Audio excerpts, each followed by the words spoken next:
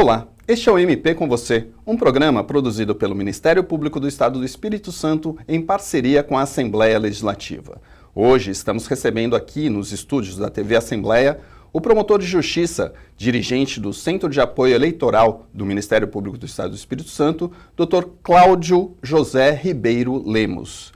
Dr. Cláudio, seja muito bem-vindo. Olá. E vamos falar hoje de eleições 2022. Nós tivemos várias mudanças aí e algumas novidades para o pleito desse ano. E vamos começar a falar do trabalho do Ministério Público do Estado do Espírito Santo em relação a como que os promotores e os procuradores de justiça trabalham na eleição. Doutor, de que forma o Ministério Público atua e vai atuar na eleição de 2022? A Justiça Eleitoral é uma justiça federal. O Ministério Público Federal não tem como abarcar todo o Estado e todo o Brasil. É nisso que entram os promotores de justiça estaduais. Então, quando a eleição é todo o Brasil, como esse ano nós temos a eleição para presidente e vice-presidente, quem faz a eleição é o TSE, pois ele tem competência em todo o Brasil. Quando a eleição é em todo um estado, como as eleições também deste ano, para governador, vice-governador, deputados, estadual, federal e uma vaga de senador, que eles fazem a campanha em todo o estado, então é o TRE, porque o TRE é que tem competência em todo o estado. E aí quem funciona o Ministério Público pelo TRE é um procurador da República, que é o Procurador Regional Eleitoral. E os promotores eleitorais atuam perante as zonas eleitorais, que são subdivisões dentro do estado, quando tem eleições municipais para prefeito e vereador, e também aí atua. Mas neste ano, quem vai fazer a eleição no Ministério Público é o Procurador Regional Eleitoral. E os promotores eleitorais que estão em todo o estado fiscalizam eventual crime eleitoral, propaganda irregular, fazem investigação de eventuais descumprimentos de normas administrativas eleitorais e encaminham ao Procurador Regional Eleitoral, que vai submeter ao TRE, que é o competente para julgar as eleições gerais. Esse trabalho dos promotores de justiça eleitorais é feito nos municípios, por município? Não, é feito por zona eleitoral. Então, o Espírito Santo é dividido em várias zonas eleitorais. Cada zona eleitoral tem um juiz e um promotor eleitoral. Então, por exemplo, nós temos municípios como Vila Velha, onde eu atuo como promotor, que tem 3 zonas eleitorais. Então lá nós temos 3 juízes eleitorais e 3 promotores eleitorais. Mas nós temos no interior zonas que abrangem mais de um município. Então, por exemplo, Alegre, Bitirama pertence a uma outra zona eleitoral que não está no município. Então, cada zona eleitoral tem um juiz eleitoral e um promotor eleitoral. Agora, doutor, o senhor é dirigente de um centro de apoio no Ministério Público, o CAEL, que é o Centro de Apoio Eleitoral. O que é o CAEL e como é que ele funciona? O Centro de Apoio Eleitoral tem a função, primeiro, de integrar todos os promotores eleitorais para que eles tenham uma atuação uniforme. Então, nesse sentido, a gente prepara a atualização dos promotores eleitorais, preparando cursos preparatórios, etc. Porque o promotor eleitoral, como não é uma função do dia a dia do promotor, ele é designado para um período de 2 anos e às vezes fica 10 anos sem ser de novo promotor eleitoral, e a legislação sempre muda constantemente. Então, todo promotor que chega para exercer a função eleitoral, a gente prepara ele. Nesse sentido, a gente vem fazendo já para essas eleições vários encontros preparatórios, atualizando sobre as mais diversas normas da eleição. Então, o CAEL tem essa função de integrar os promotores, atualizar os promotores, eventualmente responder a consulta dos promotores eleitorais, consultas jurídicas de que eles têm dúvidas, eles submetem ao CAEL, nós temos um corpo de servidores e eu mesmo que a gente faz os pareceres e encaminhamos aos promotores eleitorais e também representamos, quando é questão eleitoral, a administração superior. Doutor, e em relação às eleições agora, o que pode e o que não pode? Então, durante a campanha, nós vamos fazer, junto com a comunicação do Ministério Público, vários cards olha, isto pode, isto não pode, e vamos publicando assim diariamente, semanalmente, nas nossas redes sociais, no Instagram, no Facebook, no nosso site, para que os eleitores vejam e falem, olha, isso não pode, e vai saber aonde denunciar algum candidato que esteja fazendo uma propaganda irregular, por exemplo, propaganda em bens públicos, propaganda em árvores, então ele vai saber porque nós vamos divulgar. Agora, no geral, doutor, quais são os principais crimes eleitorais que o Ministério Público investiga, apura e denuncia? Olha, Rubem, tem muitos crimes eleitorais, mas os mais comuns, principalmente no dia da eleição, é o que todo mundo chama de boca de urna, né? É a campanha vai até um dia antes da eleição. Dali para frente não pode mais fazer campanha. No dia da eleição é o dia do eleitor. Não é mais o dia do candidato, é o dia da democracia. Então, o eleitor não pode chegar para votar numa sessão eleitoral e ter uma aglomeração de funcionários de um determinado candidato ou de um determinado partido, até dificultando ele chegar para votar. Então, não pode ter... Então, isso é boca de urna, que é um crime muito ainda ocorrente. Nós temos também o derrame de propaganda eleitoral de santinho no dia da eleição, que também não pode, porque a propaganda tem que encerrar antes. Inclusive, sobre isso, nas eleições municipais, nas últimas eleições municipais, o CAEL fez um projeto muito interessante chamado Cidade Limpa, em que passou para vários promotores eleitorais que acabaram aplicando, onde os candidatos, num termo de ajuste de condutas, se comprometiam a entregar toda a sobra do material de campanha na última hora que podia fazer propaganda para que aquilo não fosse parar nas ruas da cidade. E surtiu muito efeito. Este ano, como a eleição é geral, cabe ao TRE, então já é mais difícil fazer esses ajustes de condutas. Mas também é um crime muito comum hoje em dia. E tem, por exemplo, fraude de eleitores que se inscrevem em 2 lugares diferentes. Hoje em dia é mais difícil porque tem um cruzamento de computadores, mas existia esse tipo de crime. Tem a compra de voto, mas os mais são esses mesmo. E fake news, né, doutor? Fake news acho que é um problema que a gente vem enfrentando nas últimas eleições e que deve permanecer também nessa eleição. Como é que o Ministério Público vê essa questão das fake news e de que forma pode atuar para combater esse crime? O que chamamos de fake news, nós chamamos aqui no nosso ordenamento de desinformação, né? Porque às vezes o que é uma fake news não é uma fake news, é até um fato verdadeiro, mas ele às vezes confunde, ou é um fato requentado que aconteceu 4 anos atrás e é trazido. Então, assim, fake news é um termo que foi criado pelo ex-presidente americano, Trump, que toda vez que tinha algum problema no governo dele, que a imprensa ia checar antes de publicar, e falava, não, isso aí é notícia falsa. E aí surgiu esse termo, mas a gente sempre usou o termo desinformação, que já existe desde a época lá dos romanos, já existe na época da guerra, os nazistas fizeram muita propaganda, eles tinham um ministro de propaganda, às vezes nos países que eles iam invadir ou recém-invadidos, eles soltavam panfletos, trazendo desinformações para confundir a população, mas atualmente a desinformação muito grande ocorre aqui em grupos de WhatsApp, Instagram, Facebook, sites de candidatos, etc. O que a gente orienta? Primeiro, recebeu uma informação dessa, porque a fake news se alimenta de trazer medo, trazer raiva, trazer uma notícia assim, isso não é possível que isso está acontecendo, aí você quer passar aquilo para frente. Mas antes que você passe para frente, a gente aconselha o seguinte, cheque.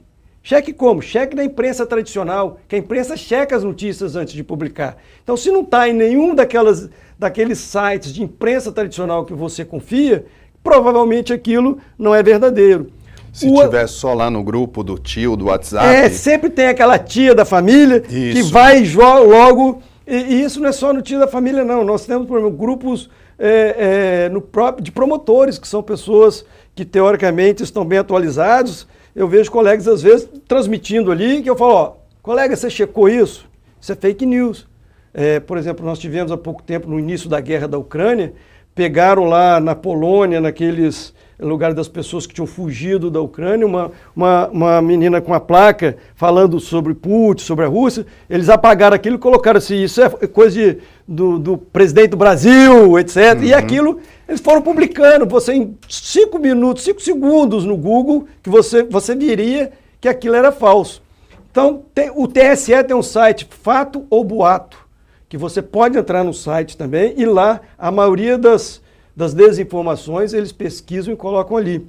As plataformas do YouTube, principalmente do Twitter, também temos várias organizações que procuram saber se aquilo é verdadeiro ou não, e o Twitter geralmente coloca embaixo, olha, isso pode ser uma desinformação. Eles não cortam por causa da liberdade de imprensa, mas eles avisam ali. Então, assim, é checar antes de ficar passando para frente essas notícias que geralmente nos trazem um desconforto, a gente quer passar para frente porque acha um absurdo, etc. E se isso for feito por um candidato, de que forma ele vai responder por isso? Olha só, hoje no mundo digital não tem como você não deixar suas impressões digitais, que a gente chama de footprints. Então hoje todos os promotores eleitorais e também a Polícia Federal, está bem aparelhada para isso, eles podem, tomando conhecimento disso, entrar em contato digitalmente com as plataformas, YouTube, Instagram, todas elas têm uma plataforma para receber as autoridades, onde a gente entra ali e imediatamente pede que se preserve aquele fato, aquela publicação. Então, ainda que a pessoa apagar, vai estar preservada. Eles não mandam para a polícia, para o Ministério Público. Depois, num processo de investigação, você requer ao juiz, e aí o juiz requer que ele seja mandado, e aí está preservado. Então, os promotores hoje sabem fazer isso, a Polícia Federal sabe fazer isso. Então, é muito difícil a pessoa apagar achando que vai ficar impune, porque ele vai ser pego. Tá certo. Nós estamos conversando com o promotor de justiça, Dr. Cláudio José Ribeiro Lemos, ele que é dirigente do Centro de Apoio Eleitoral do Ministério Público do Estado do Espírito Santo. Você acompanha aqui o MP com você. Nós vamos para um rápido intervalo e voltamos já.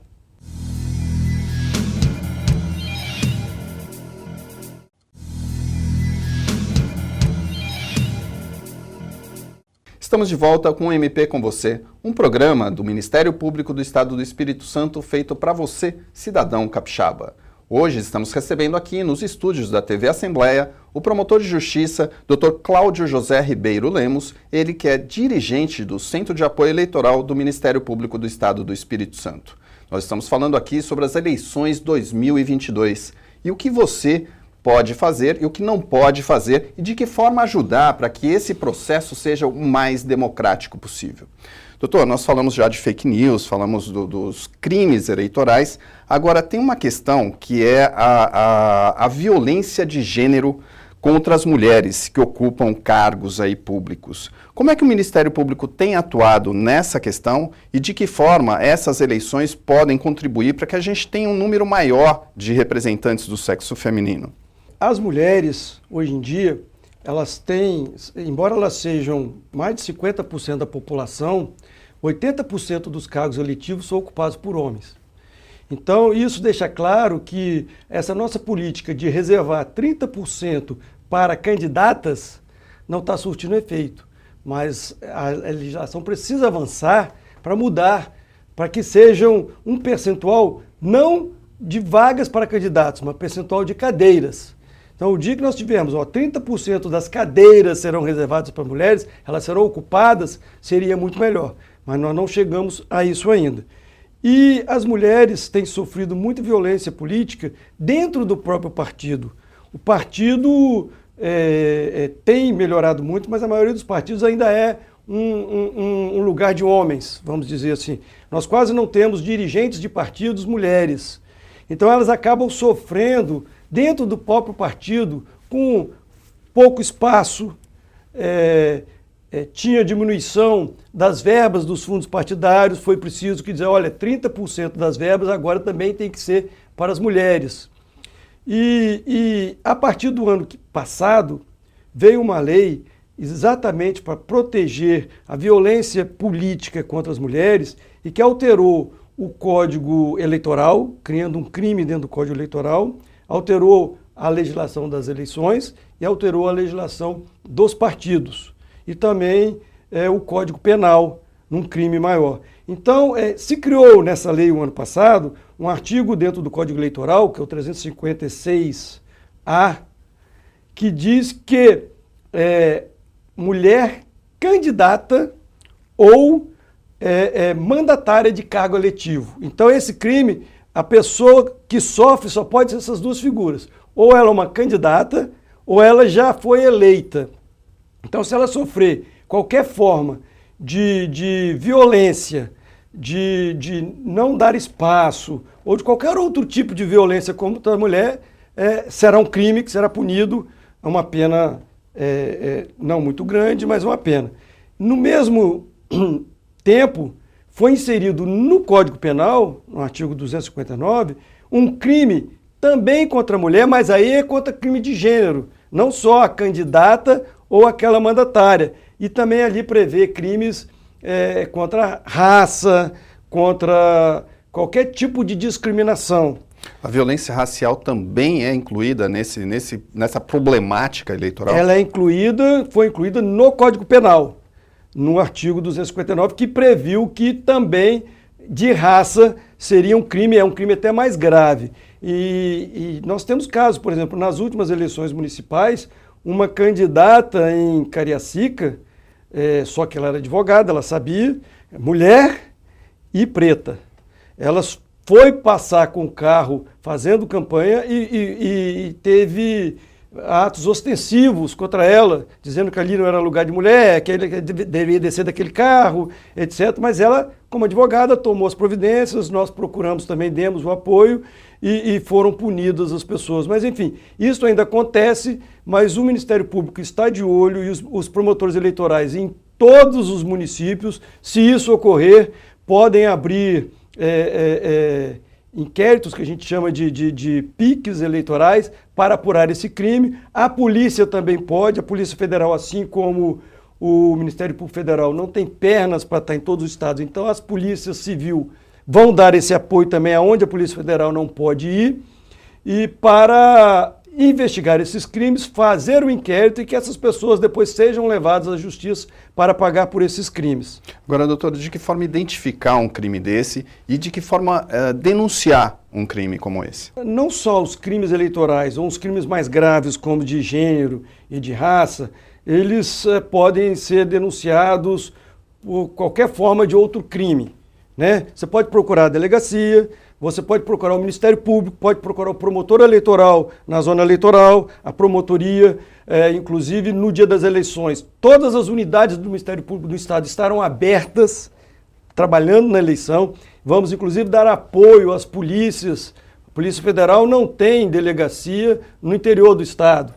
Não tem delegacia na Serra. Às vezes pegar e levar para a sede deles demora. Então eles vão usar o prédio do Ministério Público. Então a pessoa pode fazer essa denúncia no Ministério Público, pode fazer essa denúncia no 127, que é o número do Ministério Público de denúncia, pode fazer no site, na ouvidoria do Ministério Público. Também existe o sistema do TSE chamado Pardal, que foi uma criação do TRE do Espírito Santo. Você pode abaixar o aplicativo do Pardal tanto para iOS quanto para Android, e ali você pode fazer qualquer denúncia de crime ou também de irregularidades eleitorais, de propaganda, não só de crimes eleitorais. E no Pardal você pode incluir fotos, incluir vídeos, que hoje em dia todo mundo tem um telefone, está vendo uma irregularidade, um crime, você pode filmar, o Pardal aceita que você encaminhe essas coisas, e também na ouvidoria do Ministério Público. Na ouvidoria do Ministério Público é a mesma coisa.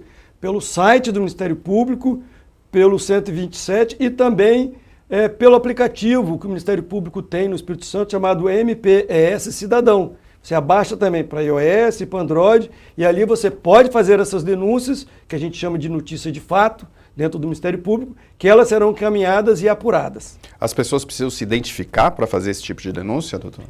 Na ouvidoria do Ministério Público, não. Agora, quando é crime, se não se identificar, às vezes fica difícil a gente apurar e ter mais detalhes. Então, o ideal é que se identifique. Por exemplo, no sistema Pardal, para este ano, que é o TSE que faz, ele está exigindo a identificação, ou pelo CPF, mas se você é jogado para a ouvidoria do Ministério Público, você querendo não precisa se identificar. Agora, se não se identificar e der todas as informações que sejam possível apurar, será apurado. Mas muitas vezes a gente recebe denúncias na ouvidoria, anônimas e que a gente precisaria de mais dados, aí aquela investigação não vai para frente, porque a gente não sabe quem fez a denúncia e não tem dados para poder apurar. Então é importante, se a pessoa quiser se identificar, porque facilita a investigação. E doutor, tem muita gente que denuncia? Como é que é essa proporção? Tem muita gente, mas principalmente não crimes, principalmente propaganda irregular e esses crimes que eu falei no primeiro bloco de boca de urna e de propaganda irregular no dia da eleição. Aí muita gente denuncia e a gente no dia tem as guardas municipais que vão nos ajudar, a Polícia Militar, a Polícia Civil, a Polícia Federal, há um núcleo no TRE com pessoas de todas essas instituições, que ali, chegando ali, eles já conseguem passar rápido a informação para ser apurado. Doutor, e qual é a expectativa do Ministério Público do Estado do Espírito Santo em relação às eleições 2022? O que se espera, o que a instituição espera para essas eleições? Nós esperamos que seja uma eleição tranquila, onde o eleitor seja o elemento principal da eleição e que não haja esses extremismos que nos últimos anos têm chegado ao Brasil e que não faz bem para a nossa democracia. Mas a nossa democracia está consolidada, nós já estamos, a cada eleição a gente melhora, a cada eleição o eleitor já sabe que ele pode confiar, pode votar, que não terá problemas. Então nós acreditamos que será uma eleição tranquila, onde vai prevalecer a vontade do eleitor. Doutor, a gente tem visto aí alguns casos de violência política. O Ministério Público tem como atuar para prevenir esse tipo de situação? A violência política, no sentido